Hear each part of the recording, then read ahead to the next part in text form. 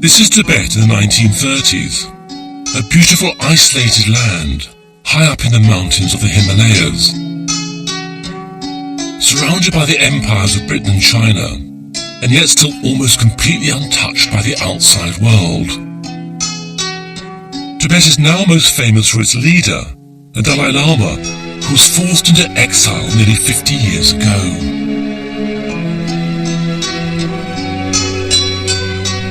This treasure trove of rare colour films, shot by British, Chinese and Tibetan people who lived through these times, have been preserved by the British Film Institute. These films allow us a glimpse into a world which has almost entirely disappeared, to a time before the Dalai Lama and his people lost their country. Oh, father! I think my father.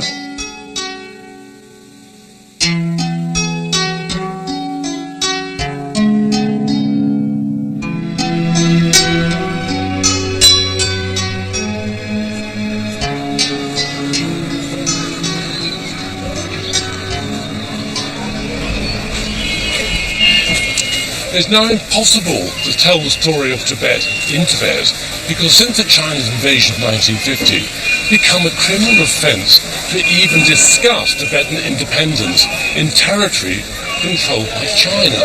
So, to tell the tale of the lost world of Tibet, I've had to come to another country. I've come to India. The Dalai Lama escaped here in 1959 and, along with the Tibetan government in exile, is based here in the Cloud Gange. To understand how Tibet was lost, why the Dalai Lama must live in exile, we have to look back to a time when Tibet was a free nation.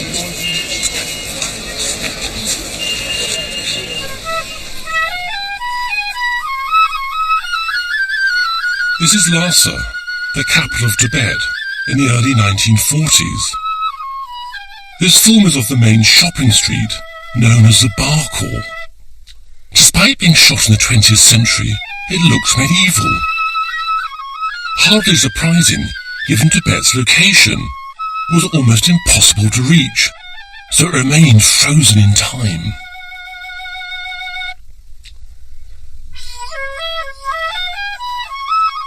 Namgyal Takla lived in Tibet in the 1940s.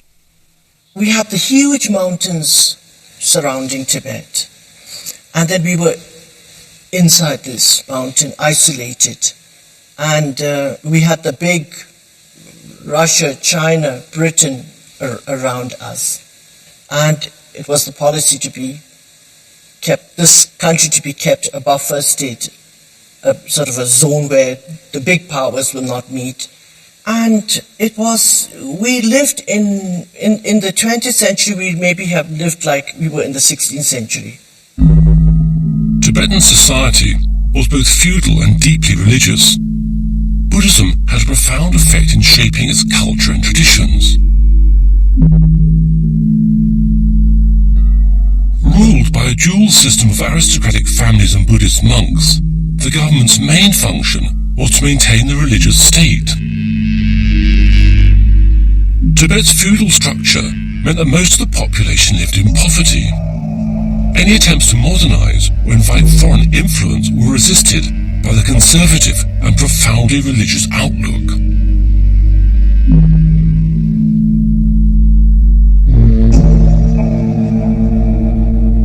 Life in Lhasa was dominated by a huge number of religious festivals, which involved most of the city's population.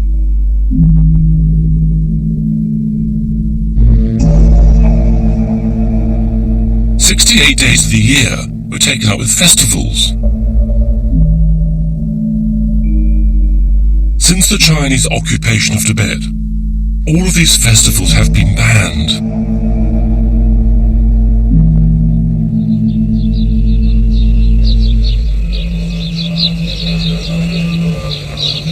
Even though life for exiled Tibetans has changed enormously since the Chinese invasion, Tibetan society is still deeply religious, and Buddhism is central to its culture. Tibetan prayer flags still hang in holy places. Each time the wind blows, the prayers that are written on them are released into the universe. Their colours are symbolic. They represent water, fire, earth, and air. Buddhism arrived in Tibet in the 7th century AD, about 1,000 years after it started in northern India. Focusing on spiritual development, all Buddhists believe that the road to enlightenment lies through the practice, the development of morality, meditation, and wisdom. At the time these films were made, monks made up 20% of the male Tibetan population. Every Tibetan family, rich or poor, sent their youngest son to a monastery as a spiritual and religious duty. Because monks had a high social status, poor families gave up their boys in the certain knowledge they would be looked after financially for life. These boys would just have arrived at the monastery. Even though in theory they could give up being a monk if they wanted, they'd expect to stay there for the rest of their lives. The present Dalai Lama, who is the 14th, was found while he was still a small child. In a tradition that dates back to the 17th century, the Dalai Lama, or Ocean of Wisdom, is both the spiritual and secular leader of Tibet. All Buddhists believe in rebirth and reincarnation, but for Tibetan Buddhists, the man they call His Holiness, the Dalai Lama, is very special indeed. Some see him as a man god. All believe he's a reincarnation of all 13 previous Dalai Lamas, and he's a bodhisattva of compassion, an enlightened being who's chosen rebirth as a human being so he can be on this world to help others.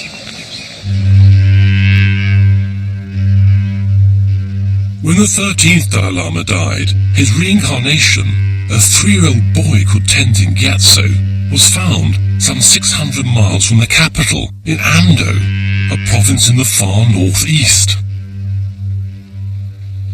While the Western world was at war, the family made the long journey to the capital, Lhasa. The 14th Dalai Lama arrived in October 1940.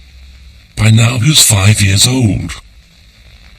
He was accompanied by his father and mother and 2 elder brothers, Lobsang Samten and Gyalo Thondup. Oh, father. I think my father.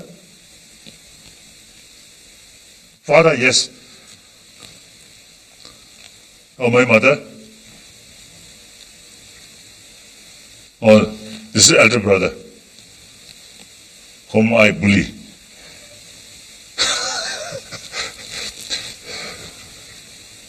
My mother, very, very gentle. Almost I never saw her sort of the mental state of temper. I never saw. Very gentle. Always smile. Something very nice woman. Or villager, uneducated. At the beginning, illiterate. Later, with her own effort, she can read some books. Now here, yes, my father with mustache. He very much interest keep his mustache very, very organized way. No, not like that. So he used, of course, our family from time to time eating meat with bone. So every time from the bone, there is something, what called marrow or something. Oh. So see, he usually used to put on his mustache, then do like that.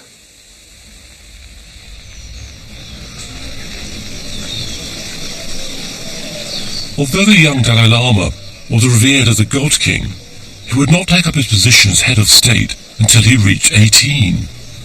Years of monastic study lay ahead of him.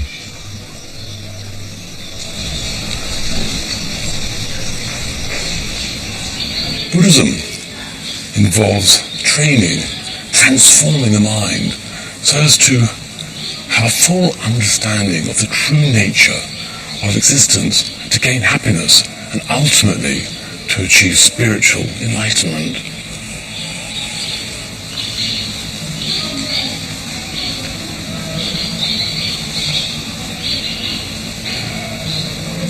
Buddhists believe it's only possible to escape suffering, to find true happiness, by giving up all worldly desires, and by accepting the transitory nature of life. All things change, come to an end. Don't try and hang on to things. Also, one has to understand that all one's actions, one's karma, have consequences, for good or for ill. You do good things, and you get merit, and I suppose hurtle towards your own enlightenment. But more to the point, do good things, and the world benefits. You put positive energy out into the world.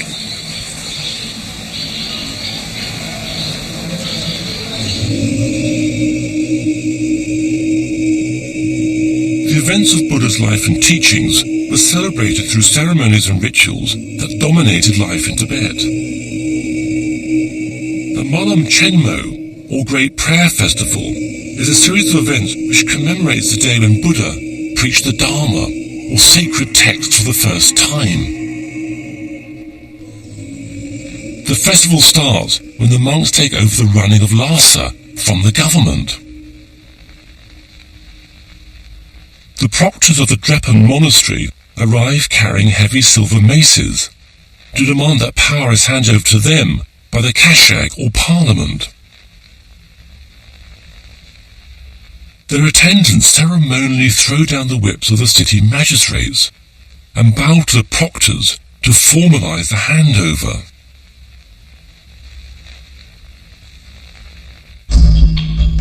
The proctors are accompanied by the Dobdogs, or monastic police, huge monks who carry long sticks and whips.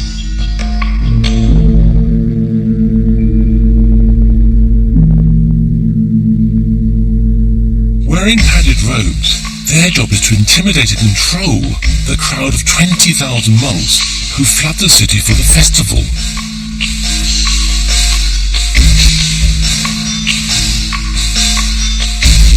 For the next month, the proctors are able to impose fines on the general public for having a dirty house, for using bells on a horse or mule, for women not wearing a headdress, for the wearing of foreign shoes, or any other disorderly behaviour. Gifts of money and food were handed out. While the event was mostly funded by the government, there were contributions from the British and Chinese trade missions based in Lhasa. At this time, the Chinese were happy to support religious events. The Tibetan government was dominated by a group of aristocratic families. There were about 200 families who made up the civil service, and each of them had to provide a son to serve as an official. Within the aristocracy, there were 30 higher status families who had the most senior positions. Namgyal is from one of these families, the Sarongs. Oh, that's our house, the house I was born in, the Sarong house, and that's my aunt, Kukula, and that's my mother. They're really modeling away. It seems quite strange that they are modeling, because we never even heard of this in Tibet, nor did anybody do that, you know. It seems quite strange. I'm sure Auntie Kukula must have arranged this. And I don't know who took the picture, but it's very beautiful, very beautiful. I think they had a British governess, and so she must have taught my mother how to walk, because I can't imagine my mother, you know, sort of showing her clothes. Yeah, they're wearing the Lhasa ceremonial costumes. Kukula is considered very beautiful, and she's really beautiful in here, I must say. And you notice here, this is also in our garden. We had one of the best gardens also in Lhasa, because my grandfather himself, he worked in the garden, and also he made all the family members come and work. And each child had a tree. We had to water the tree, fertilize it, and we were only allowed to take the fruits of that tree and no fruits from the other trees. So we had strawberries, we had gooseberries, we had pears, everything. In this picture you see my aunts together with my grandfather. They had the same father, Sarong, but their mother, they had three different mothers. They were three sisters from the original Sarong family. This sort of family structure was not unusual in Tibet. Men could marry a number of women, and even women could marry a number of men. The reason is to keep the family wealth together. Married out, the brothers had several wives. There bound to be troubles, and then they might say, okay, we want to separate the land. So they usually had brothers marry one daughter, or the daughters marrying several brothers, so on. It was very common. Divorce did exist, and usually what happened was during marriage there is a contract made. And then usually most of the divorces, the wife would be well looked after when she leaves the home. And if there's a son, the son stays with the father and the daughter stays with the mother. So there's no custody of children fighting about it. Automatically the daughter goes to the mother, the son goes to the father. They could also remarry. We had no problems about divorcees or widows remarrying. In fact, if they were younger, they were encouraged to marry. Tibet's feudal structure meant that most of the population lived in poverty. Ordinary families were reliant on the landowners for a living. They were effectively owned by them, and each family had specific jobs they were born into. Phuntsog Sering's family were tailors for one of the aristocratic families in Lhasa. I come from a tailoring family. My father and mother were both tailors, and they trained me. Now, these are the costumes for the aristocratic ladies. In terms of design and patterns, these outfits are type worn by the aristocrats, but they are really quite similar to those that more ordinary women would wear. There was summer and winter wear, and these outfits are for the winter. These are definitely winter wear. You can tell by the length of the sleeves. When it comes to making these costumes, we did everything by hand. In those days, we didn't have sewing machines in Tibet. But for a tailor like me, it would take about 2 days. That's right, I could complete something like that in about 2 days. These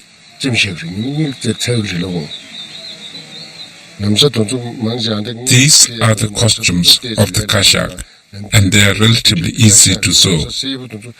All of the aristocrat costumes were made of brocade, but the type of brocade, in terms of color, shine, pattern and quality, would again depend on their rank. If we were making something for government civil servant, the design and pattern would depend completely on their rank and status. Shuo Lobsang Darji was a junior rank civil servant in the early 1950s. The higher rank officials had a huge number of costumes they had to wear, while the lower ranks had far fewer. One of the original ancient costumes that was traditionally worn on official occasions is called the Galu costume. And I have worn that costume myself. I was one of the lowest ranks, like the 6th or 7th grade, and we all wore the galu. It was the same color for everyone.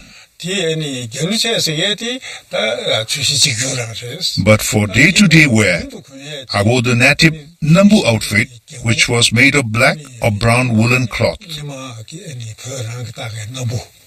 A unique feature of the costume was the yellow hat called a bokto, which was worn by every grade of civil servant. As for the length of our hair, everybody just let it grow. Some had it down to their waists, some a bit shorter. You let it grow to its natural length and you never get it cut. I used to have hair down to here in those days. It was very long and very thick. The top knot or pajok were very fiddly to do. They would take ages, but once you got used to it, you could do it yourself. If you were in a hurry, you would need help, especially with the braiding. So you would teach your wife how to do it, and she would help you. Later, you could call in a professional hairdresser who specialized in braiding, and they were very skilled and therefore quicker. Most men and women had long hair. Of course, the monks didn't, because they had to have their heads shaved. Everybody else grew their hair long.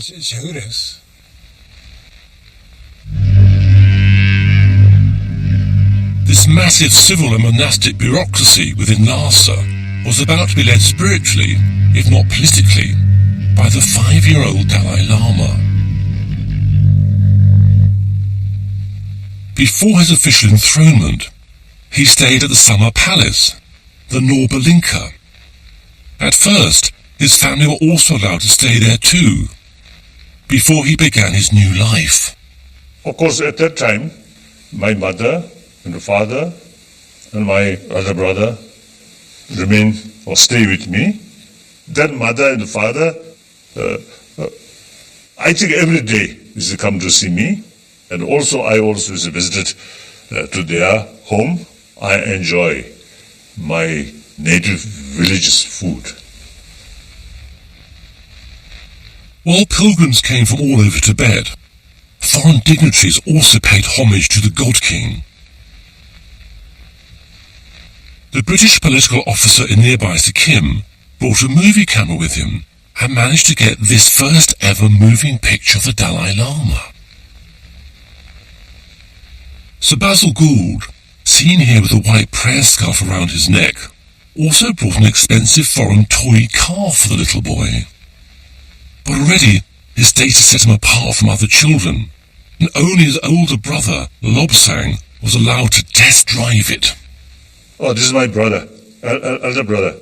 So the people felt if I handle maybe too risk, so my elder brother let him, you see, play. Sometimes I feel a little jealousy.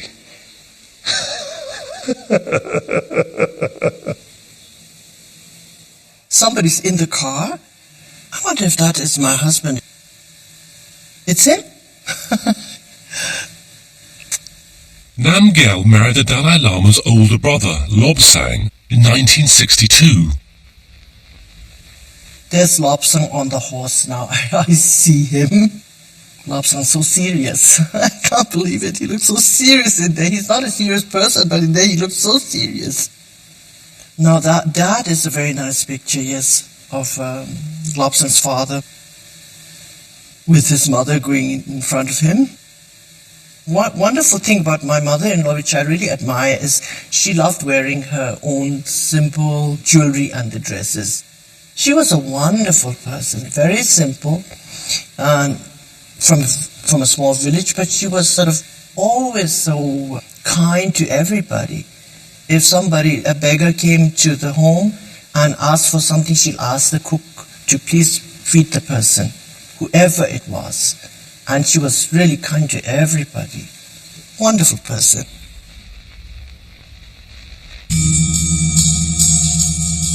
The date for the 14th Dalai Lama's enthronement ceremony at the Potala Palace was reached according to complex astrological calculations. The distance between the Norbalinka Palace and the Potala is only a few miles. The Dalai Lama will be accompanied on this short journey by the whole of his monastic and civil retinue. The 13-story Potala was originally built in the 7th century. It's a quarter of a mile long with over 1,000 rooms. It was the winter residence of the Dalai Lama, a centre for religious worship and training, as well as housing Tibet's government and huge civil service. Tenzin Gyatso was enthroned as the 14th Dalai Lama on the 22nd of February 1940. A life of austerity and strict scholarly pursuit began for the 5-year-old and his brother Lobsang. Well, I think for him, being a normal child and then suddenly becoming a monk and then coming up to Lhasa with His Holiness and leaving the parents and then suddenly going into this huge Potala palace and living there amidst the older monks who can be quite strict. And he used to often tell me it wasn't that pleasant there. The elder brother stay with me. We always play. And sometimes I bully on him, although he's older than me. He used to talk about His Holiness being quite naughty and mischievous. And that when he was naughty, his tutors used to frighten Lobsang. And then he said, then His Holiness used to get into a lot of very nice games, running around and then feeding the birds outside on the roofs. That was the greatest fun. Here were these two little boys with the older attendants and huge dark rooms, and it was very frightening for them. And I mean, coming from a village where you had a lot of running around, freedom, and then suddenly you are put there, it must have been quite intimidating for him. So then I think once a month my mother came. So when my mother came, I feel very happy. Then my mother about depart, I feel little uncomfortable, little sad.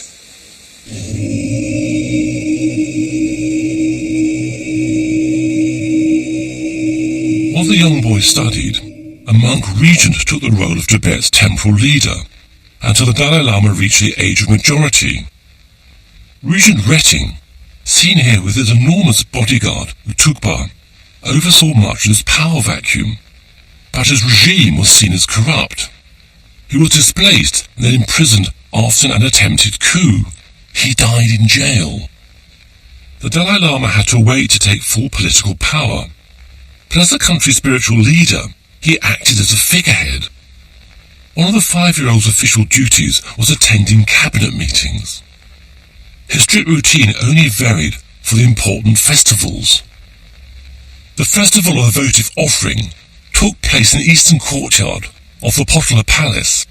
It was a deeply significant solemn occasion in which all the sins and bad events from the previous year were purged, clearing the way for the next.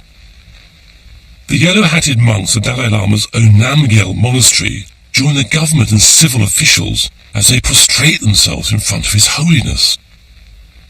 Watching from the top floor is the Dalai Lama. The main event of the votive offering is the Chum, a tantric dance. Accompanied by drummers and trumpets, dancers emerge into the courtyard. They have spent many hours in meditation, envisioning themselves as a deity they're about to perform. Uza Naring Tashi was one of these dancers, and later taught Chum dancing. Now here are the Chum dancers making their entrance. I have performed this dance myself.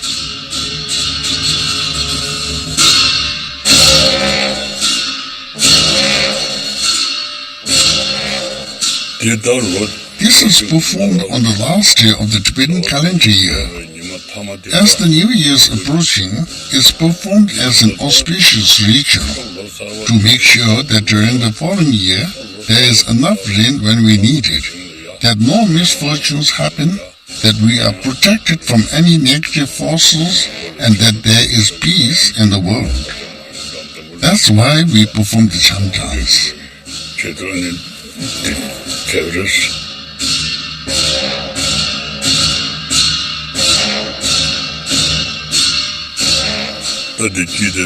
This one with the horns in the middle is the principal character of the Cham dance, the Tamjin Chögyal. Ringed around him are 22 black hat dancers and 16 masked dancers.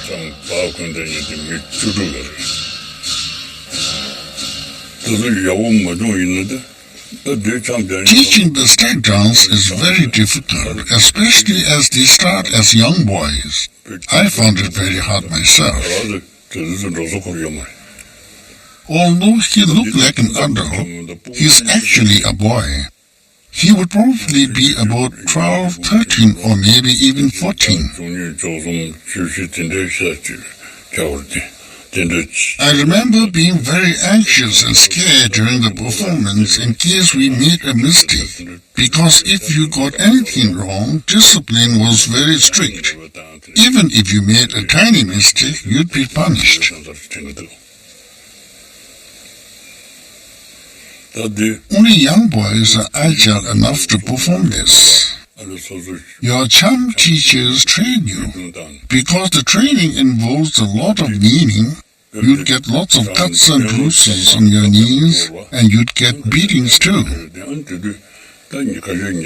Only through such strict training can you achieve perfection. When we began our training and were learning how to do the black hat dance, the repetitive arm and leg movements made you very stiff. So stiff that it would be really uncomfortable to sit cross-legged for the prayer sessions. The costumes were very heavy and difficult to wear, but if you didn't wear them, you'd look too puny, you wouldn't look the part, so there was packing to beef you up.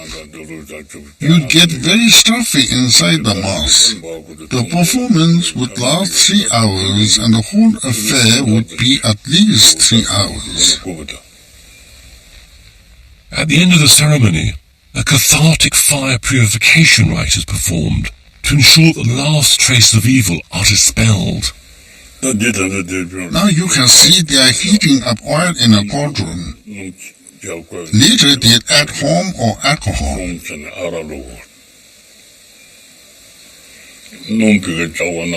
In this ritual, you fill a human skull with alcohol, and then you pour it into the boiling oil.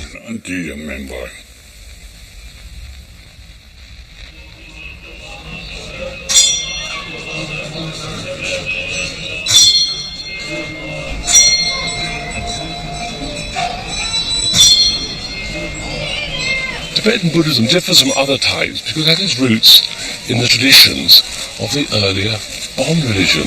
Therefore there's a belief in gods and celestial beings, and also there are various traditions that involve all Tibetan society in the practice of Buddhism. Now, Tibetans believe that their prayers can be given added power by being conducted by being to a prayer wheel. Here's a prayer wheel.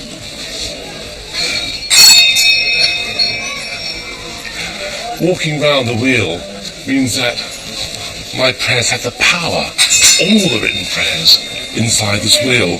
Incredible. Also, there are flags and beads which have a similar thing, prayers through repetition. And the mantras are used to really gain merit and to help one on one's path to enlightenment.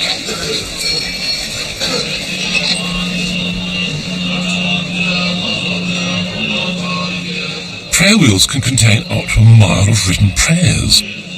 They are symbolically recited with every turn. Pilgrims earn merit and concentrate their minds on the mantras they are reciting as the wheel turns.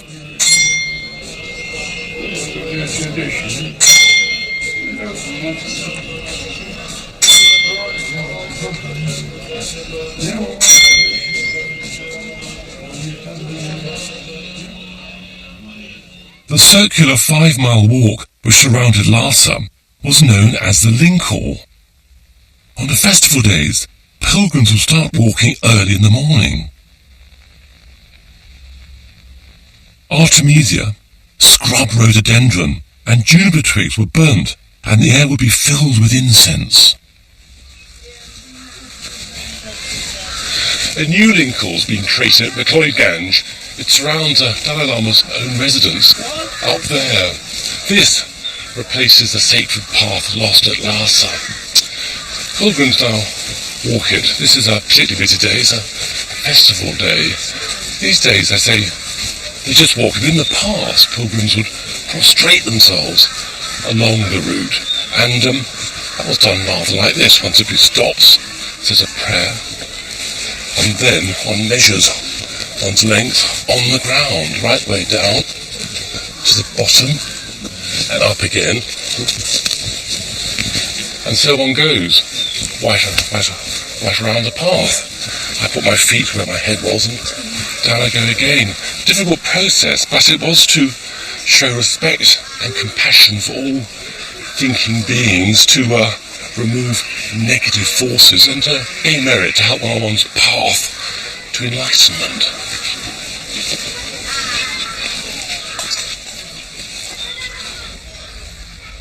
Jampa Chodron was a young nun living in Lhasa at the time. This is the Lingo, the long circuit just beyond Chokpuri Hill. The shot is taken of the section just below Chokpuri Hill. There used to be people carving mantras on stones, making clay statues, and many places where you could make incense offerings. There would be many people walking the Lingo. Down here, there would be people doing the half sideways prostrations as well as the forward prostrations. I didn't manage to do any sideways prostrations, but I managed to do one circuit during the forward prostrations.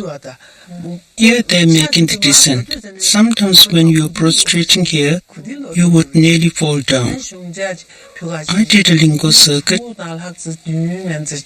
I took 6 days and morning. In the midday sun, you couldn't do the prostration, so you would have a rest.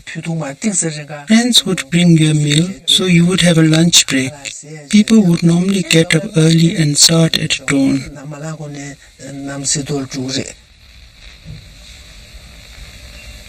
Jampa Sultram and Tenzin Choni Tara also did the Lingkor circuit. When they used to do the old Lingkor circuit, it used to take about 2 hours. But during Buddhist festivals, people weren't satisfied with merely walking it. They would prostrate themselves all the way round. So, as we were talking about this yesterday, it turns out that we both happened to have done the full body length prostrations and made the full circuit. It would vary how long it would take to do the full body length prostrations depending on the individual. The fast ones would do it in 3 to 4 days. Others might do it in short stages, so it would take about 7 to 8 days to do the full circuit. Wherever you ended the day, you'd leave a mark, and then you'd resume from there the next day. He said yesterday he did it in 4 days. The reason for doing the prostrations is to accumulate merit and to cleanse yourself of your negativities. It's an entirely spiritual activity.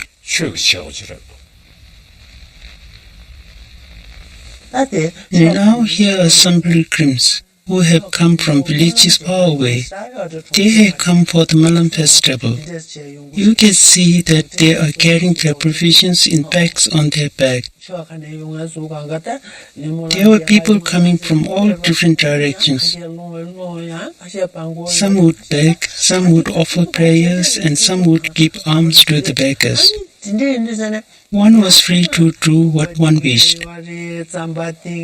You would give soap, tea or money to unmarried. There is somebody ladling out some tsamba for the beggars. On the day to celebrate the Buddha's enlightenment, the Lingkor is especially crowded. Many people are begging for alms. The giving of money, food or tea was very much part of the pilgrim's practice, and it still is today. These days in Mekloy Ganj, the beggars are Indians, and the pilgrims giving money are Tibetan refugees.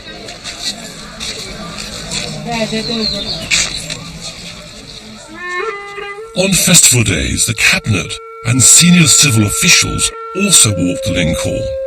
But they would get very hot in their heavy ceremonial costumes, and so would stop off the British mission for a cup of tea.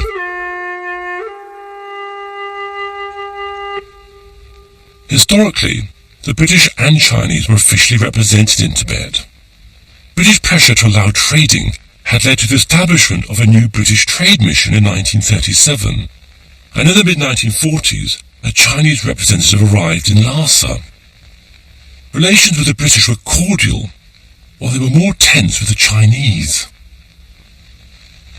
Dr. Sun Lien Shen, seen here being welcomed by Jigme Tering, the Tibetan finance minister, was a representative of the Chinese nationalist government. At home, China was in the midst of a bloody civil war between the nationalists and the communists. Life in Lhasa continued according to ancient custom and practice. The Dalai Lama lived in the potala during the winter and the Norba Linka during the summer.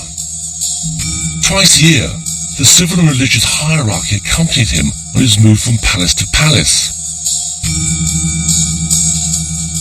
Identified by the peacock-feathered umbrella, which accompanied his sedan chair or palanquin, the whole population of Lhasa watched silently for a glimpse of His Holiness.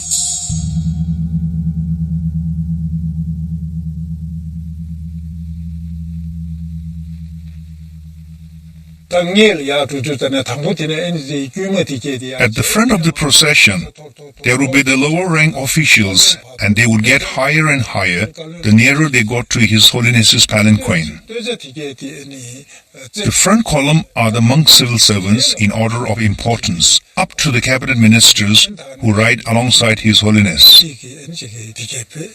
Behind the palanquin are his two personal tutors, and then his immediate family members. The lay civil officials bring up the rear at the end of the procession according to one's rank and position. It was the same protocol as when you would have an official audience with His Holiness.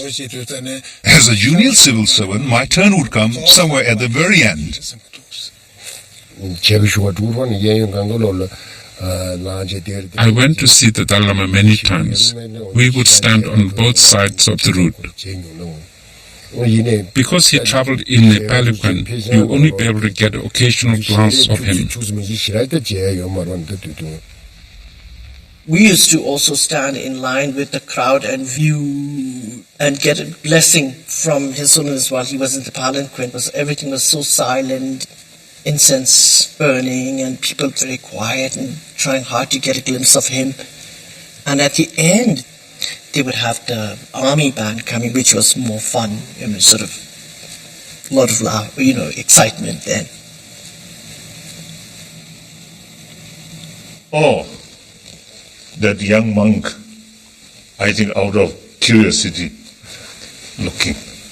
In any case, from my childhood, from that age, I always smile with people, with public. So people also, you see, love my smile. So whenever I look like that, the people express some kind of expression of overjoys.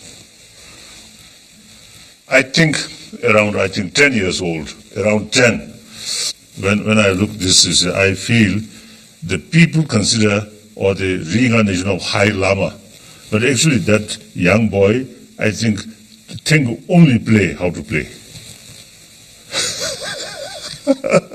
So there is big contrast.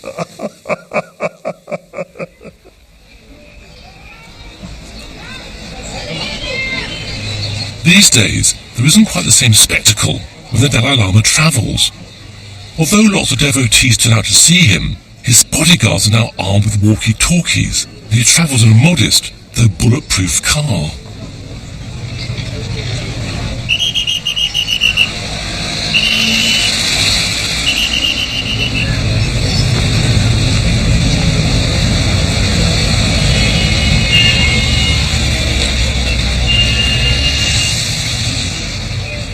Tibetan Buddhists have retained much of their culture and religious practice since going into exile. But life in Tibet before the Chinese occupation was significantly different in many ways.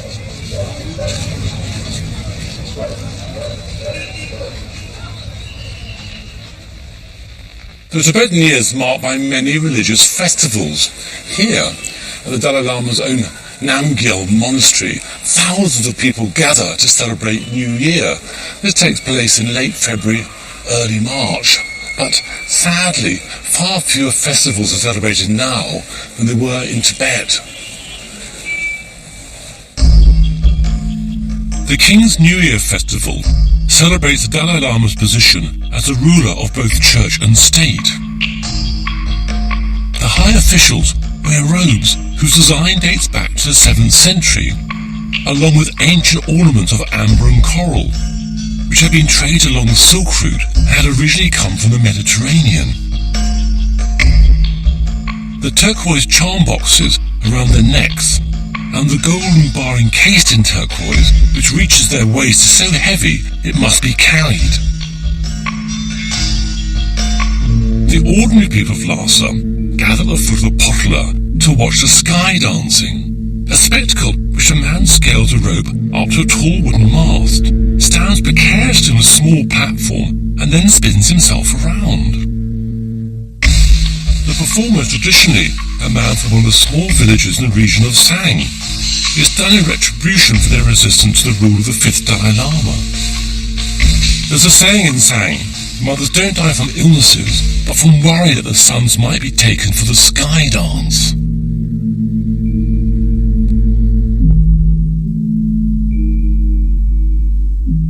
The casting out of the votive offering was one of the biggest and most elaborate of the celebrations. This ceremonial military maneuver was known as the coiling snake. With civil officials acting as marshals, 500 infantry in chain mail move in a zigzag formation, while another formation circles it. Seemingly chaotic, it was highly organized, and the troops rehearsed for months to perfect it.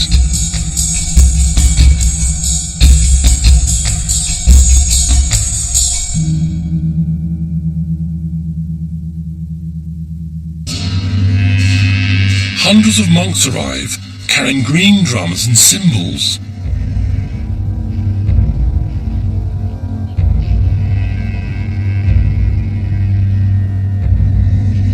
Next, the Torma are brought out, tall sculptures which have a grinning skull on top and represent all evil spirits. Wearing an ornate headdress, the Nechung oracle, a monk who is chosen for his psychic powers, appears in a state of possession. The oracle's helmet and costume are so heavy that the medium can hardly walk in them when he's not in a trance-like state. He races around chaotically, chasing the Tormas into a clearing, accompanied by hundreds of monks and most of the population of Lhasa. When the oracle arrives, he shoots a burning arrow into bonfires which contain the evil spirits, and they're set ablaze.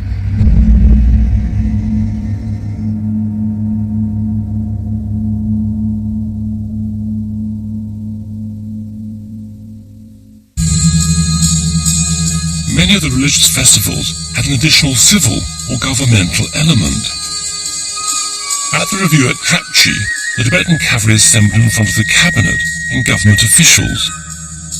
The cavalry wears chainmail, steel breastplates and helmets with peacock feathers on them. The standard bearers wear special helmets which have Allah inscribed on them in gold, thought to date back to 8th century contact with Arabs. They carry tall lances wrapped in painted banners, said to have been given by the army of Genghis Khan's grandson. The cabinet wears ornate robes. Their fur-trimmed hats have silk crowns with ornaments on top of coral, turquoise and gold. A government official, followed by 4 junior officials, makes his report to the cabinet, announcing the number of men and horses. Shiodaji had to attend the review every year.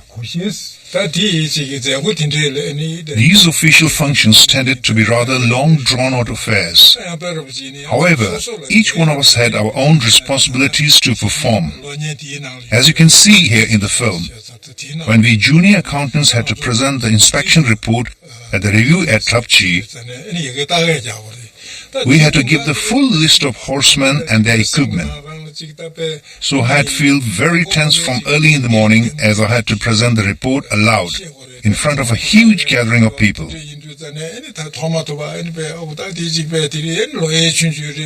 I would worry that I would make mistakes and embarrass myself, so I felt scared.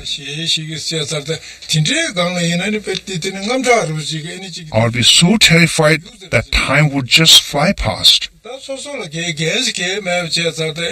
But when I had no responsibilities, the ceremony would get tedious and seem to go on forever. So we young ones would quietly sneak out the back for a cigarette and a chat.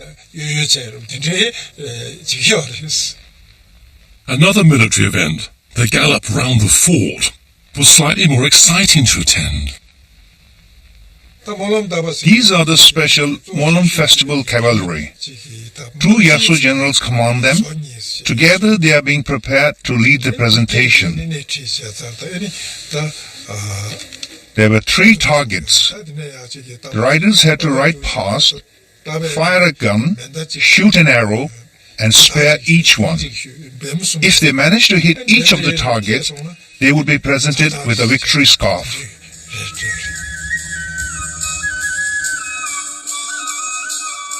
The targets are hung perilously close to the spectators' heads.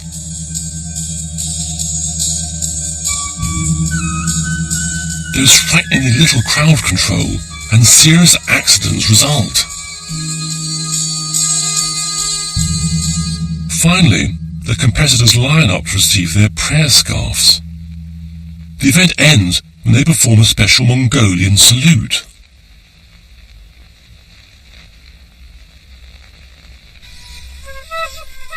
Other pursuits were more gentle. The people of Lhasa, rich and poor alike, took advantage of the summer festivals to enjoy their environment. During the month of celebrations to honor the Buddha's enlightenment, the government ministers and officials are rowed around a lake to make offerings. After they'd had their turn, the ordinary pilgrims were allowed to go. It's hard to believe that war was raging in the rest of the world as the people of Lhasa set off for their annual picnic season.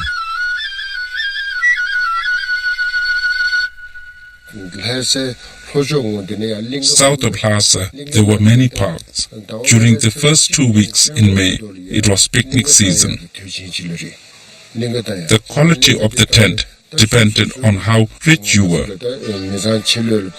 Poor people would just rig up a sheet or a small tent, but everyone went. People might picnic for 1 day or for longer, but on the 15th, everybody would go to their local place of worship and then come to the picnic.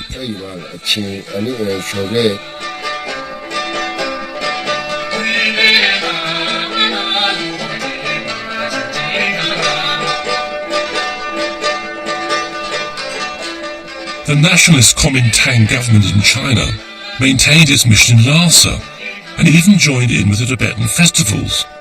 However, at home, the communists were growing in power and a civil war was raging. You see the flag there? It's the flag of the Chinese Kuomintang. In those days, the Chinese in Tibet were mainly the official representatives of the Kuomintang. The present Chinese hadn't arrived yet.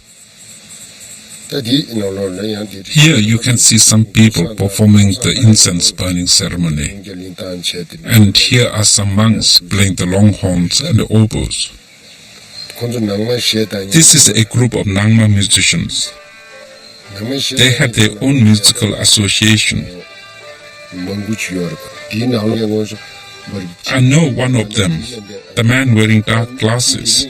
He's called Namgyal. He was a very well-known musician in Lhasa. He was a brilliant harmonica player. He also played the Tibetan lute and other instruments. He was blind, and that's why he wore dark glasses.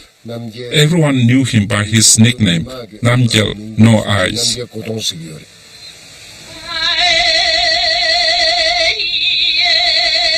Another important summer event, and one of the Dalai Lama's favourites, was the annual opera festival held at the Nobulinka Palace. During summer in Nobulinka, I think around July or August, on summer festival, the folk dance and also every day the military performance. So like another child, I love the military performance. They well organized, they are quite smart, like that.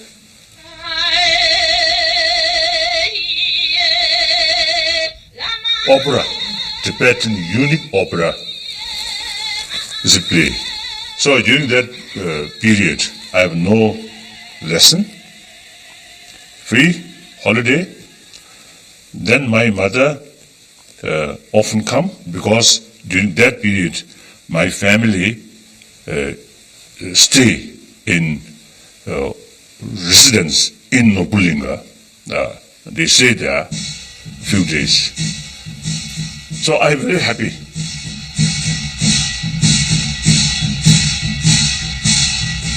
Then after 5 days, festival finish. The next day, my lesson started. And same time, the 5th day evening, my mother depart. So I feel very, very sad. That's the child's sort of experience, like that.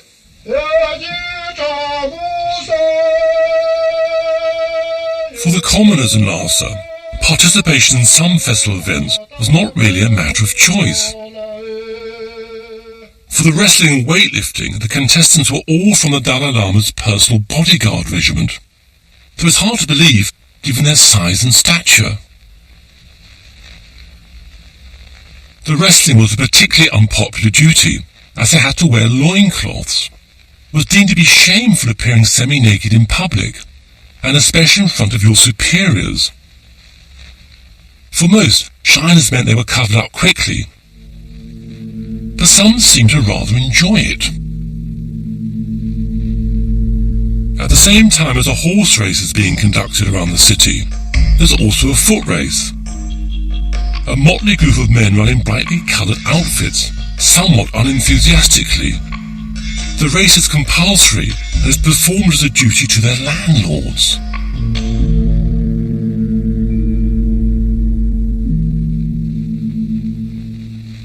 For the Tibetan aristocrats, there were lots of social events to attend at the British Mission, or Deki Linka. In true colonial style, tea was served and even darts were played.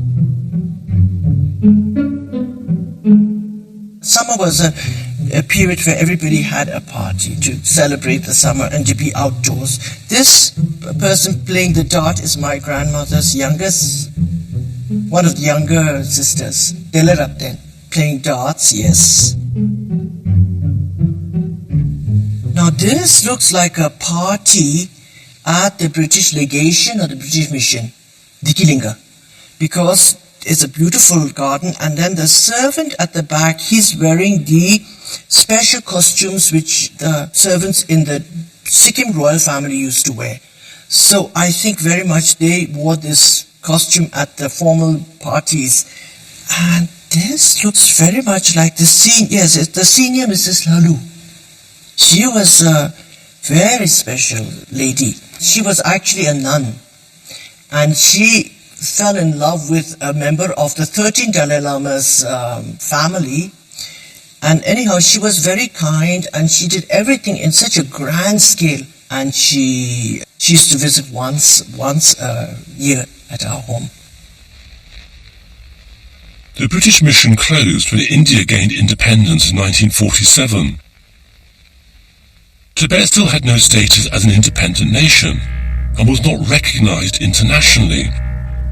The civil war between the communists and nationalists in China continued. The Tibetan government realized if the communists won, they would not tolerate their religion. However, they didn't want to be seen to be taking sides, so they politely asked the nationalist Chinese to leave Tibet.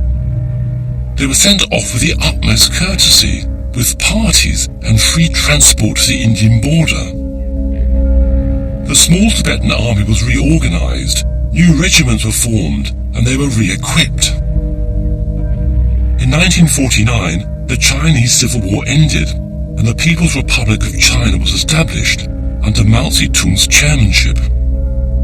One of their first objectives was to bring Tibet back into what they called the motherland. On the 6th of October 1950, 40,000 Chinese soldiers of the People's Liberation Army invaded Tibet, and the small Tibetan army was quickly overwhelmed and forced to surrender. The issue of the invasion was raised with the United Nations, but nothing was done. Indeed, the international community did shamefully little to help Tibet in its plight. So, the Tibetans had nothing to do but to negotiate with the Chinese. To do this, they needed a sole ruler. And so Dalai Lama, still with 2 years of training ahead of him, was rapidly giving the power to rule in Tibet. Incredible this, 16-year-old boy was suddenly made the temporal and spiritual ruler of Tibet. The teenager acted quickly and sent delegations to Britain and America, but it was the height of the Cold War, and they refused to help. The Chinese, however, were happy to talk. Fearful that Chinese troops would invade Lhasa, the Dalai Lama instructed Tibetan officials in Beijing to begin negotiations. The 17-point agreement, in which Tibet was defined as being part of the Chinese motherland, was signed in Beijing without the Dalai Lama's consent. The reunification, as the Chinese called it, was completed when the invading forces reached Lhasa in October 1951, and Tibet was conquered. Samdong Rinpoche was in Lhasa at the time. At that time, there are quite sizable number of Chinese military personnel arrived in Tibet, and they have set up loudspeaker radio in Lhasa town. So there was a lot of wires going over the houses, and there's a big loudspeaker. So it was not a radio, but just propaganda through a whole town covered by the loudspeakers. After the Chinese arrived in 1951, everybody felt that they had lost their way. They didn't know what to do. There was a real feeling of tension and uneasiness in Lhasa. The Chinese were becoming more and more oppressive by the day. His Holiness was in a very difficult position in the face of the military power of the Chinese. Rather than resist Chinese rule, the Dalai Lama attempted to make the 17-point agreement work. As it was meant to allow the Tibetan government to continue running its own country, for the next 3 years he set about introducing social and land reforms, attempting to propel Tibet into the 20th century. However, he still had ancient, highly demanding spiritual duties to perform. The Kala Chakra ceremony, or Wheel of Time, is one of the most complex systems of theory and practice in Tibetan Buddhism. The 17-year-old Dalai Lama was initiated into this tantric tradition in front of hundreds of officials and monks at the Norbalinka Palace. I think this is the first time of Kala Chakra initiation at Norbalinka. I think 16, 17. I already, took the responsibility of the Kasa, the temple power.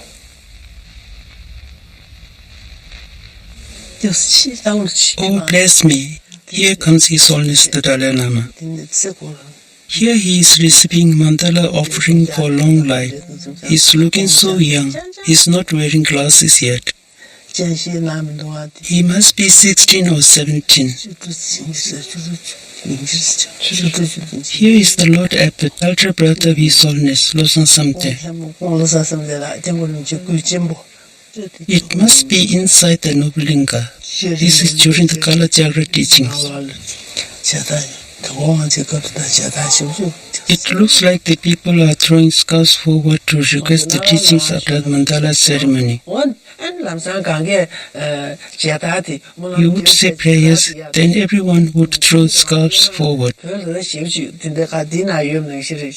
It was what everyone did in Tibet, but these days His Holiness discourages it. In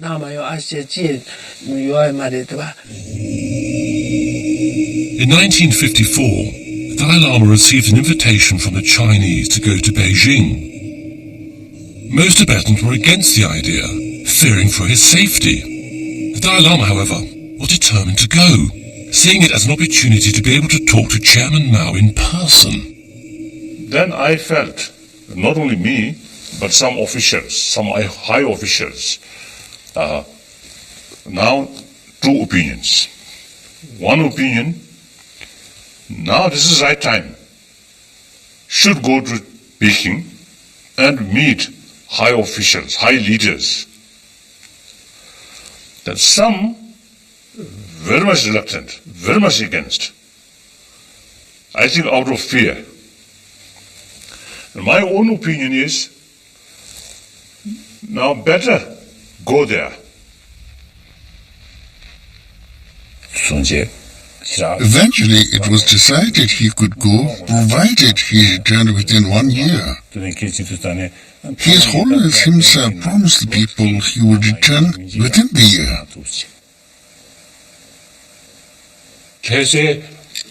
I heard that when he was about to cross the Tsangpo River, people had come from Lhasa in their finest clothes. In Tibet, it is a custom for women to dress up for special journeys for good luck. They all crowded along the river bank, looking very anxious. Some were even about to throw themselves into the river in sorrow and desperation. Now this is actually, you see, departing Lhasa to China. I think this one. You know, I like missions or these modern things. So I love to visit China.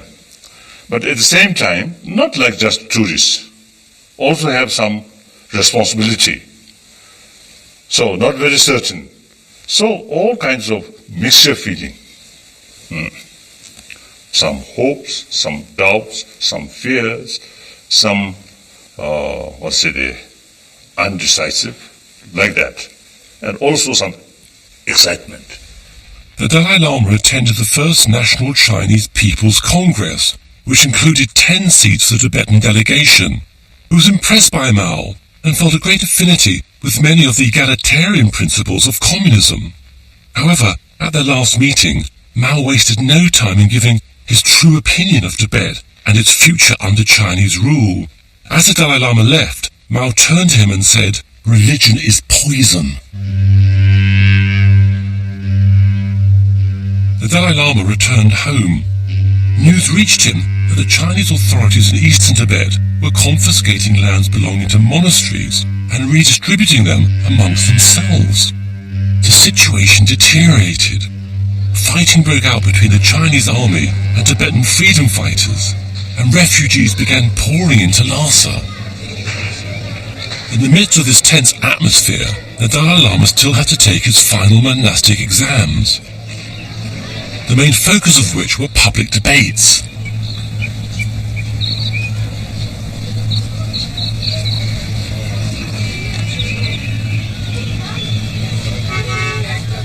Debate is the rigorous discussion of Buddha's teachings. Everything is challenged. Debate is an ancient tradition within Buddhism, which is still practiced today. Although the monks, and now nuns, are somewhat more vigorous in their style than they were in the 1950s.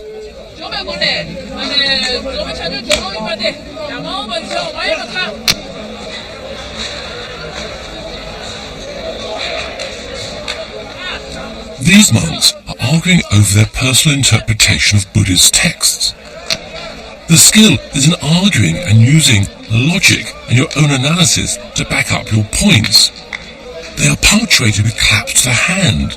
The respondent must then reply.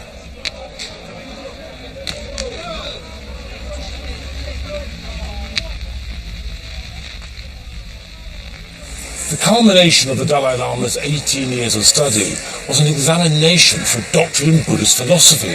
It started with debates at 3 of the largest monasteries in Tibet.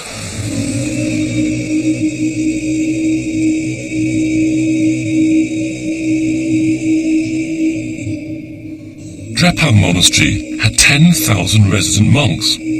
8,000 of them were squeezed into the square to see the Dalai Lama as he arrived with his retinue to take his first exam.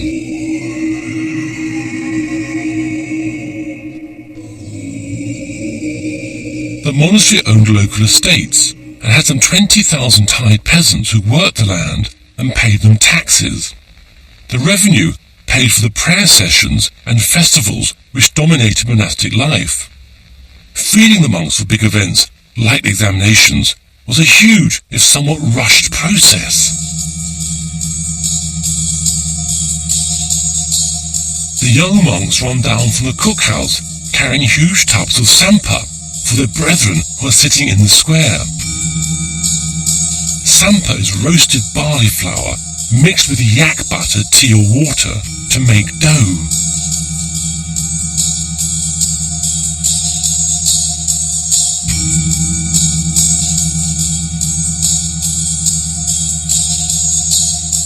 To celebrate His Holiness's presence, the monks are also given prayer scarves, tea and money.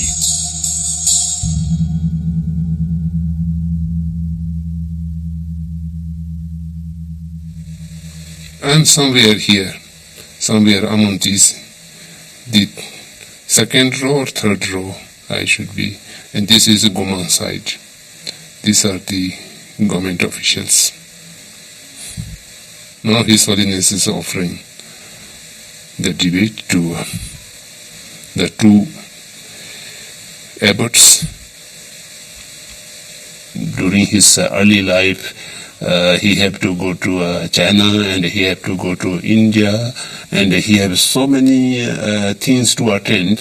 So then he did not have time to study. Oh, now this about top scholar, Mongolian, and also when he asked question very rapidly. Jingzhu need to tell said. So a bit more nervous. So I have had little opportunity to think how to trick to him. One top scholar, you see, very rapidly, you see, putting question, then no time, you see, how to pretend or how to defend like that. So now this is my turn, debate. Of course, we have received a lot of teaching from His Holiness, and we know he is a very great scholar. But he was not joined in the monastic debate. We thought he may not be very sharp in the in the debate. But for the first time, we saw when he was examined by the abbots, he was brilliant and absolutely sharp, equal with those who are debating the monastery for lifetime, and the abbots find it quite difficult to debate with him.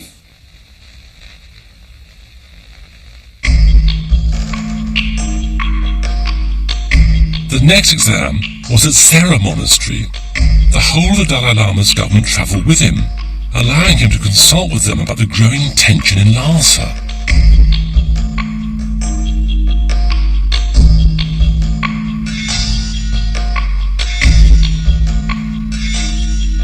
At the same time, he had to prepare for the next series of debates, but the abbots each had their own individual style of arguing.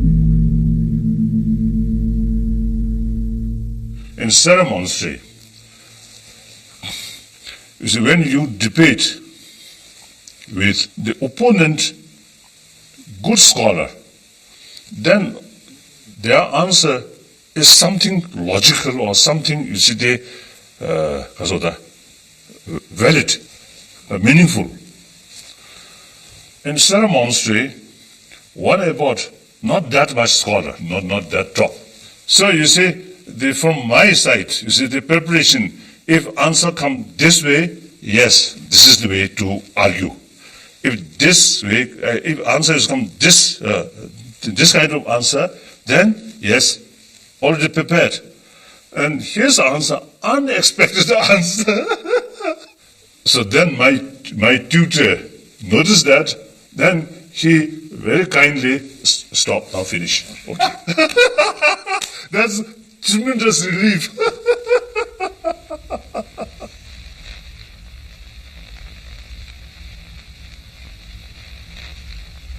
The last of preliminary exams was some distance from Lhasa, at Ganden Monastery. Ironically, the examinations at Ganden proved to be a brief period of respite for Dalai Lama. Thousands more refugees had fled the fighting in the east and arrived in Lhasa. A huge number are now camped around the outskirts of the city. Tensions with the occupying Chinese, who'd been in Tibet for about 9 years, were high. There were food shortages in Lhasa and rumours about massacres in eastern Tibet, and also rumours about the destruction of sacred sites. Meanwhile, the Dalai Lama still had his final exam to take. The Dalai Lama returned to Lhasa and continued to prepare for his final exam. Amidst increasingly disturbing reports of Chinese atrocities, he attempted to concentrate on his studies. He took solace in Buddha's teachings that one's enemy is one's greatest teacher and to have compassion for all sentient beings.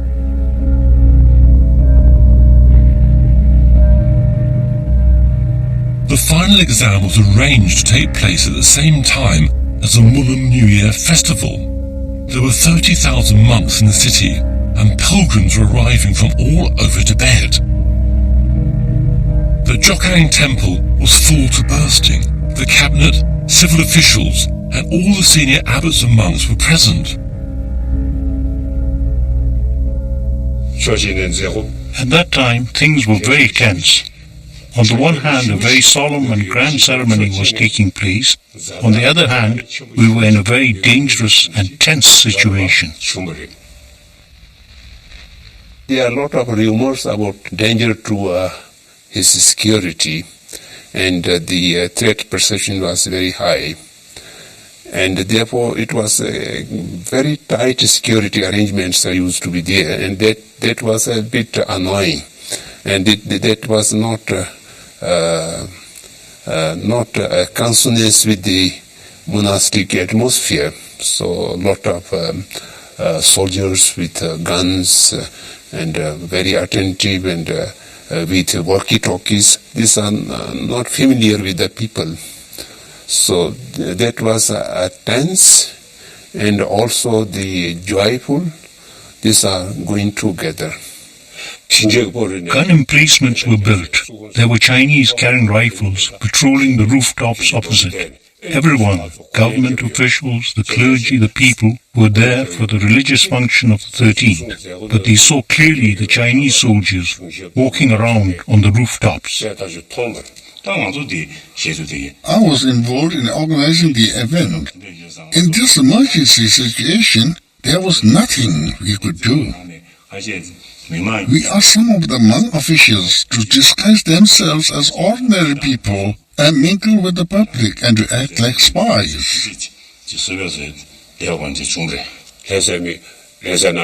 On the one hand, the ordinary people and the aristocrats were all dressed up in their finest. On the other, right next door, the Chinese were making elaborate military preparations, with soldiers carrying rifles as if they might attack at any moment. It was unbelievable that these two extraordinary situations could be happening at the same time. The position between the Chinese and the Tibetans was becoming irreconcilable. It was an incredible situation that was unfolding. If you had told an outsider, they wouldn't believe you. But that's how it was.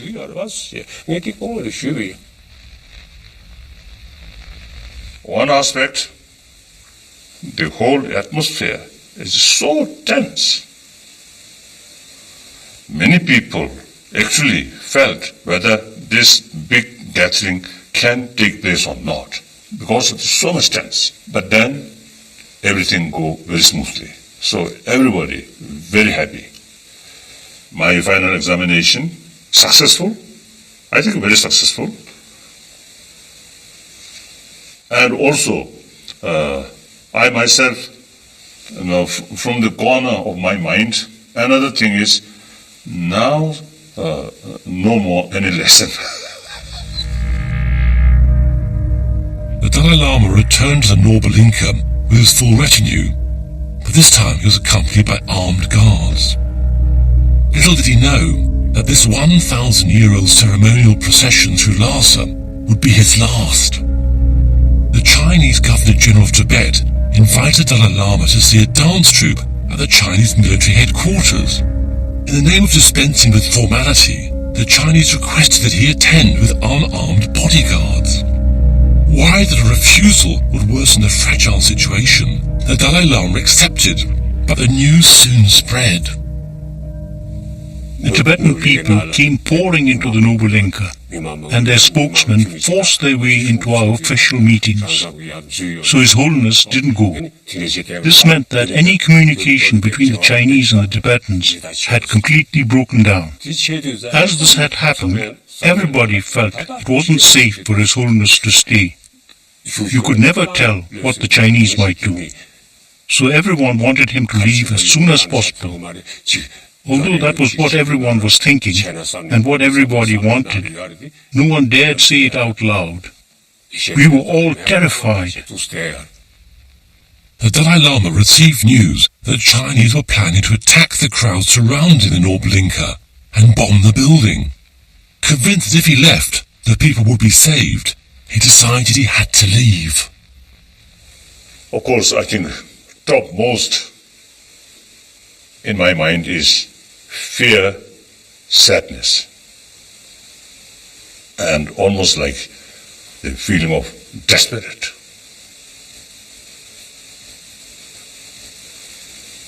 And also leaving some of my close friends, sweepers, or some monks who look after temples or the libraries in Noble Inca, and including my dog. So as a human level, very sad, one factor. Then also, several thousand Tibetan, suppose different Noble Inca already gets there. So that also additional worry. If something happens, then thousands of people will die. Then also, my own life, there is danger. One person's sort of future, but the future of Tibet also is related. So therefore, anxiety, fear, little doubt, hesitation, and sadness, all mixed, very much mixed. That night, the Dalai Lama escaped from the Noble Inca, disguised as a Tibetan soldier.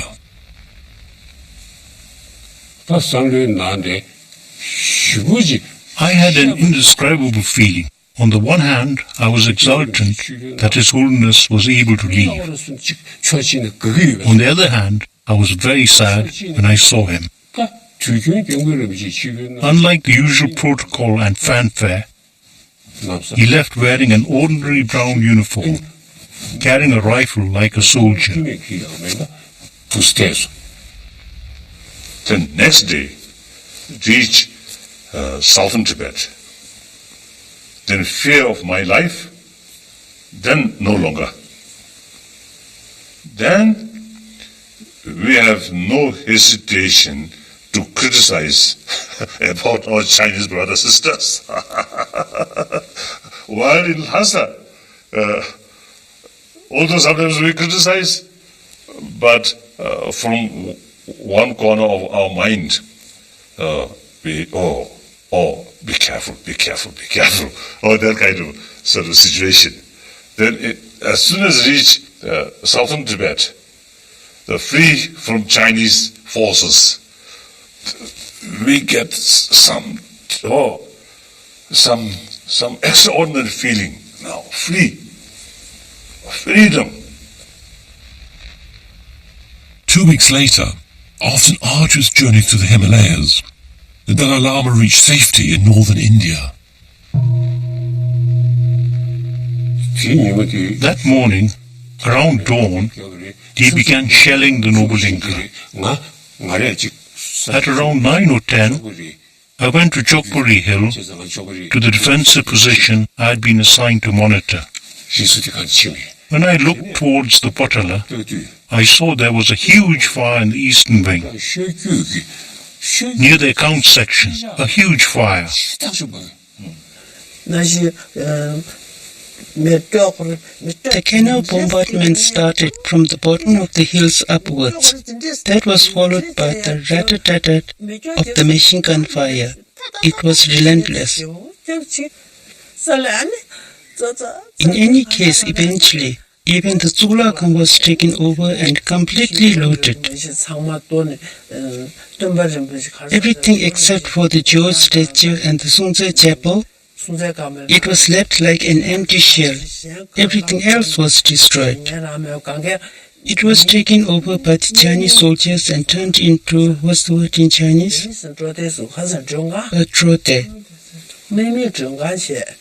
We weren't allowed in because it was turned into a military barracks and heavily guarded.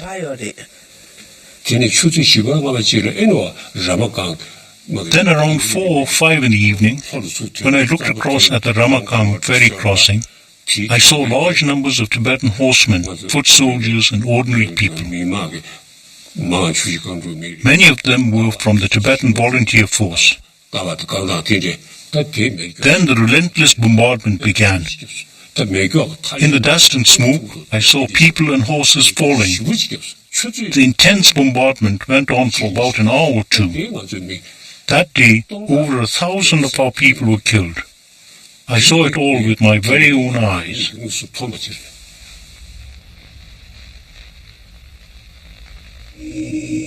The Tibetan resistance, made up of freedom fighters and monks who had taken up arms for the first time in their lives, were no match for the Chinese army.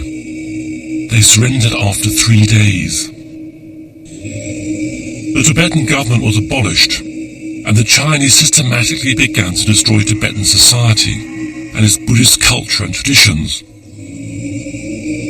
Monasteries were looted and scriptures burnt. Nuns and monks were forced to denounce their faith. They were also made to discard their robes and grow their hair. They were even forced to marry each other. Class resentment amongst the peasants over Tibet's feudal system was ruthlessly exploited. The government officials and aristocrats had their long hair shaved off, were imprisoned or forced to do menial jobs. They were subjected to public interrogation sessions, many resulting in death.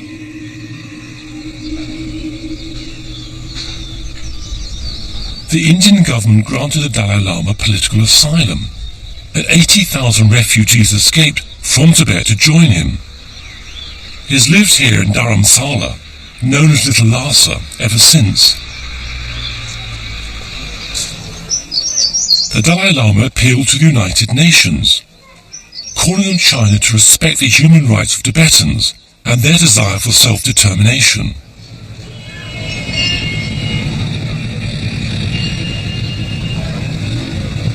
Despite 3 resolutions adopted by the UN General Assembly, the fact that thousands of monasteries were destroyed and hundreds of thousands of Tibetans were imprisoned in labor camps, the international community refused to intervene. It's tragic that Tibetans have lost their homeland, and with no tangible international intervention. But coming here, looking around, one can see that despite everything, Tibetans retain their sense of national identity, their culture, and their pride.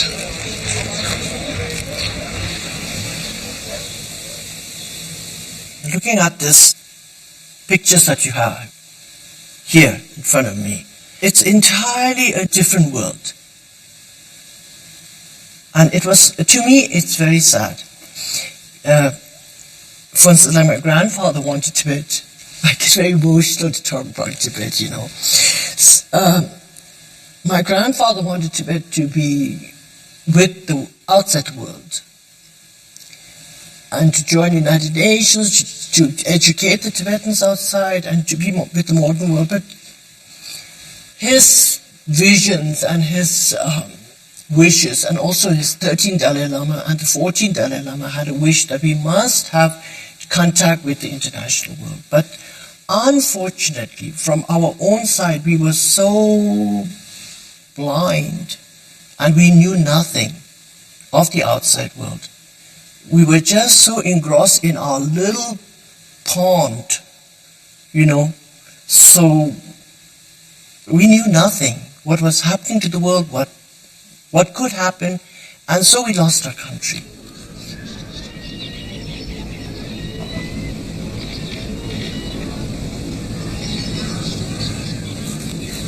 The Dalai Lama advocates a middle way, which means he wants Tibetans to move back to Tibet, even if they become a minority within China, but a minority with a degree of self-rule. He remains determined that a dialogue between the Chinese and the Tibetans remains peaceful and positive.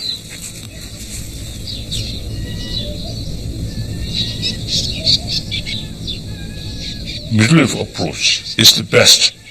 So present Chinese government policy regarding different minorities, particularly regarding Tibet, is not healthy or not good for long run. So kind of new opinions, as a sort of better awareness now coming. So therefore, basically, I'm hopeful. Thank you. Phuntsog Tsering escaped to India in 1959. He is now the Dalai Lama's personal tailor. Shuo Lobsang Darji spent 15 years in a Chinese prison in Lhasa. He escaped to India in 1985 and became the Chief Justice Commissioner for the Tibetan government in exile. Usha Nawang Tashi escaped to India in 1959. He retired as a Chum teacher in 1990. The Venerable Jampa Sultram served 20 years in a Chinese prison in Lhasa. He escaped in 1980 and worked at Dalai Lama's private office. The Venerable Tenzin Chonyi Tara escaped from Tibet in 1959 and worked at the Dalai Lama's private office until he retired in 2003. Jampa Chodin was forced to give up being a nun and marry a monk. She escaped to India in 1984. Professor Samdong Rinpoche escaped to India in 1959. He is now the Prime Minister of the Tibetan government in exile. Namgyal Takla left Tibet in 1956. She's lived in Switzerland, America, and now India, working for the Tibetan government in exile. Takla lived in Tibet in the 1940s. We have the huge mountains surrounding Tibet, and then we were inside this mountain, isolated, and we had the big Russia, China, Britain around us, and it was the policy to be kept, this country to be kept a buffer state, a sort of a zone where the big powers will not meet. And it was, we lived in the 20th century, we maybe have lived like we were in the 16th century. Tibetan society was both feudal and deeply religious. Buddhism had a profound effect in shaping its culture and traditions. Ruled by a dual system of aristocratic families and Buddhist monks, the government's main function was to maintain the religious state. Tibet's feudal structure meant that most of the population lived in poverty. Any attempts to modernize or invite foreign influence were resisted by the conservative and profoundly religious outlook.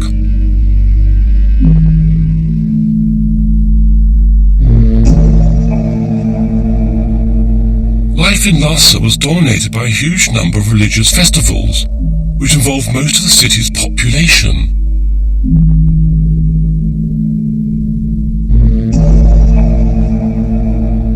"68 days of the year were taken up with festivals. Since the Chinese occupation of Tibet, all of these festivals have been banned.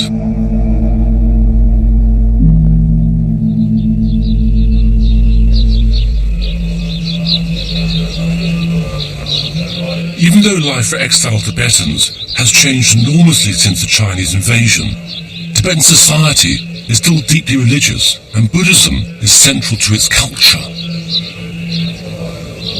Tibetan prayer flags still hang in holy places.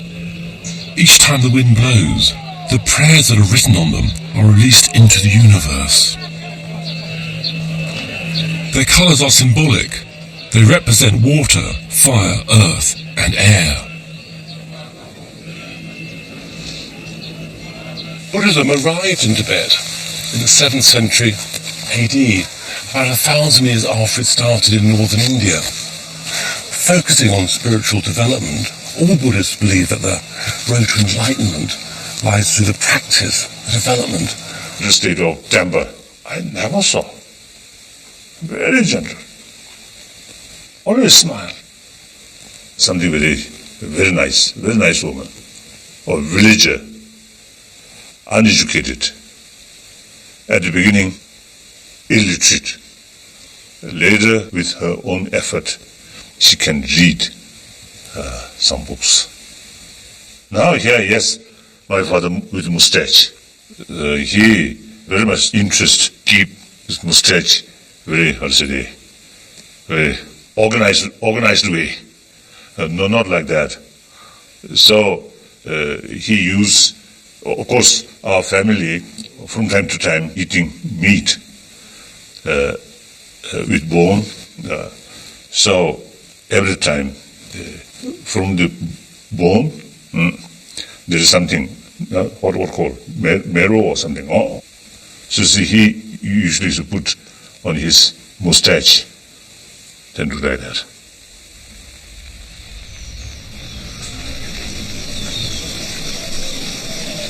Although the young Dalai Lama was revered as a god king, he would not take up his position as head of state until he reached 18. Years of monastic study lay ahead of him.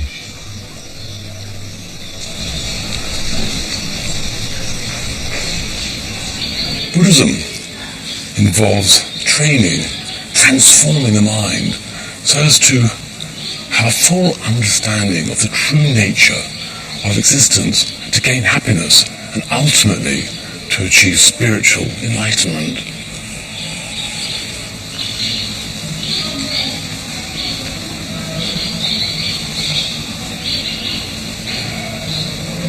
Buddhists believe it's only possible to escape suffering, to find true happiness, by giving up all worldly desires and by accepting the transitory nature of life.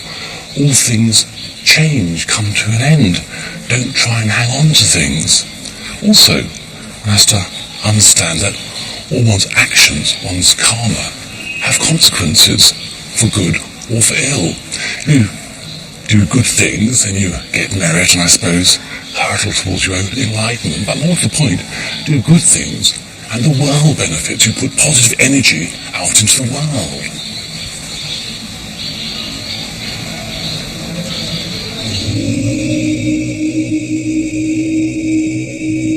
The events of Buddha's life and teachings were celebrated through ceremonies and rituals that dominated life in Tibet. The Malam Chenmo, or Great Prayer Festival, is a series of events which commemorates the day when Buddha preached the Dharma, or sacred text, for the first time. The festival starts when the monks take over the running of Lhasa from the government. The proctors of the Drepan monastery arrive carrying heavy silver maces to demand that power is handed over to them by the Kashag or parliament. Their attendants ceremonially throw down the whips of the city magistrates and bow to the proctors to formalize the handover.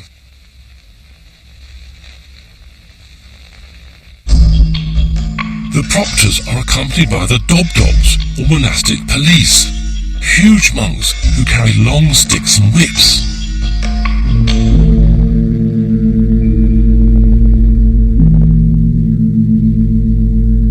Wearing padded robes, their job is to intimidate and control the crowd of 20,000 monks who flood the city for the festival.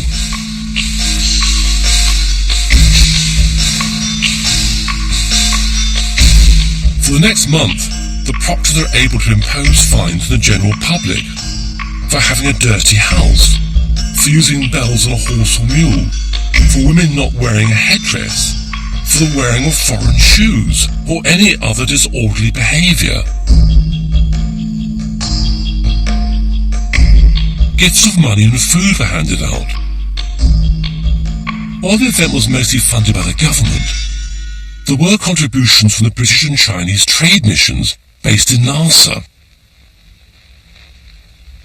At this time, the Chinese were happy to support religious events. The Tibetan government was dominated by a group of aristocratic families. There were about 200 families who made up the civil service, and each of them had to provide a son to serve as an official. Within the aristocracy, there were 30 higher status families who had the most senior positions. Namgyal is from one of these families, the Sarongs. Oh, that's our house. The house I was born in, the Sarong house. And that's my aunt, Kukula, and that's my... This is Tibet in the 1930s, a beautiful isolated land, high up in the mountains of the Himalayas. Surrounded by the empires of Britain and China, and yet still almost completely untouched by the outside world. Tibet is now most famous for its leader, the Dalai Lama, who was forced into exile nearly 50 years ago.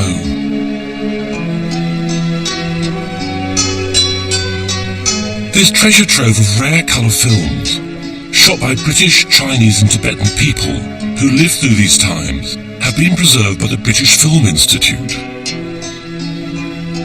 These films allow us a glimpse into a world which has almost entirely disappeared, to a time before the Dalai Lama and his people lost their country. Oh, father! I think my father.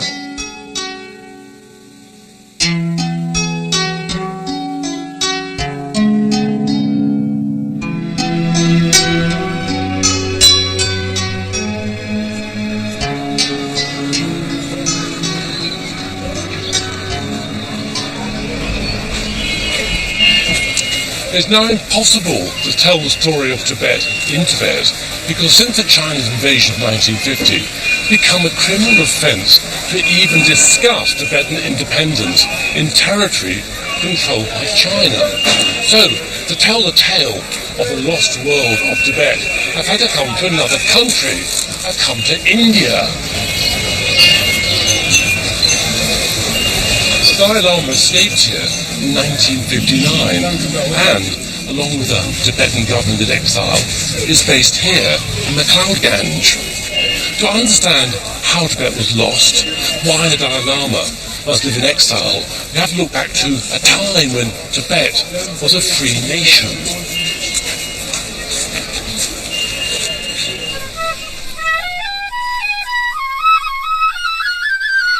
This is Lhasa, the capital of Tibet, in the early 1940s. This film is of the main shopping street, known as the Barkhor. Despite being shot in the 20th century, it looks medieval. Hardly surprising, given Tibet's location, it was almost impossible to reach, so it remained frozen in time.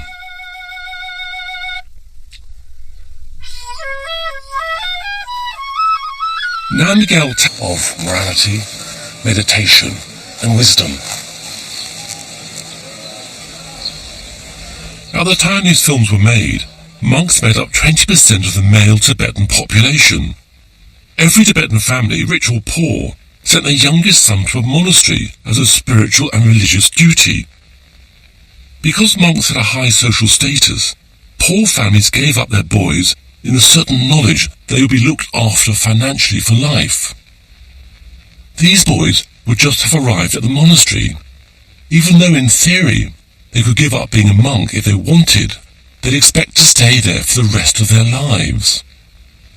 The present Dalai Lama, who is the 14th, was found while he was still a small child. In a tradition that dates back to the 17th century, the Dalai Lama, or Ocean of Wisdom, is both the spiritual and secular leader of Tibet. All Buddhists believe in rebirth and reincarnation, but for Tibetan Buddhists, the man they call His Holiness, the Dalai Lama, is very special indeed. Some see him as a man god. All believe he's a reincarnation of all 13 previous Dalai Lamas, and he's a bodhisattva of compassion, an enlightened being who's chosen rebirth as a human being so he can be on this world to help others. When the 13th Dalai Lama died, his reincarnation, a 3-year-old boy called Tenzin Gyatso, was found some 600 miles from the capital in Amdo, a province in the far northeast. While the Western world was at war, the family made the long journey to the capital, Lhasa. The 14th Dalai Lama arrived in October 1940. By now he was 5 years old. He was accompanied by his father and mother and 2 elder brothers, Lobsang Samten and Gyalo Thondup. Oh, father. I think my father. Father, yes. Oh, my mother. Oh, this is elder brother, whom I bully.